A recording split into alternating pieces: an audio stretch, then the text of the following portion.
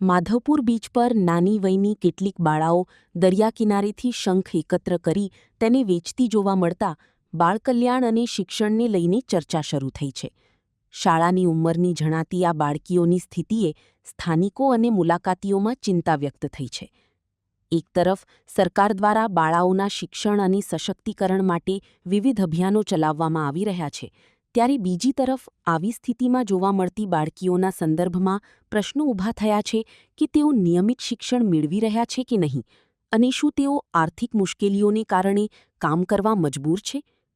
આ બનાવના આધારે બાળકીઓની પરિસ્થિતિ અંગે સંબંધિત બાળ સુરક્ષા અને મહિલા બાળ વિકાસ વિભાગ દ્વારા યોગ્ય તપાસ કરી જરૂરી સહાય અને કાર્યવાહી કરવામાં આવે તેવી સ્થાનિકોની માંગ છે. અહેવાલ જગદીશ યાદવ, જૂનાગઢ. કચ્છમાં બાગાયતી ક્રાંતિ બાદ જળ ક્રાંતિ માટે તત્પર છે શ્રીનાથજી એગ્રો કોર્પોરેશન. ખેડૂત મિત્રો માટે ખુશખબર. ખારા પાણીમાં પણ થશે ભરપૂર પાક. સબમર્સિબલ પંપના ડીલરો, ઇરિગેશનના ડીલરો અને એગ્રો સર્વિસ સેન્ટરના વેપારીઓ માટે બહોળા વેપારની સુવર્ણ તક એટલે કશ્યપ એન્ટીસ્કેલ સિસ્ટમ.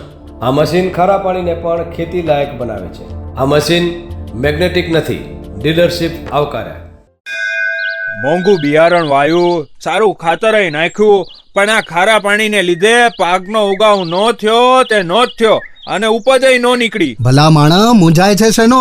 ખેતરમાં લગાવ કશ્યપ એન્ટીસ્કેલ મશીન, જે ખારા પાણીને બનાવે ખેતી લાયક અને ફળદ્રુપ જમીન સાથે આપે મબલખ પાક. સંપર્ક Shrinathji agro corporation, Prahlad Nagar road, SJ highway, Ahmedabad. સંપર્ક મનોજભાઈ 98 250 20 331.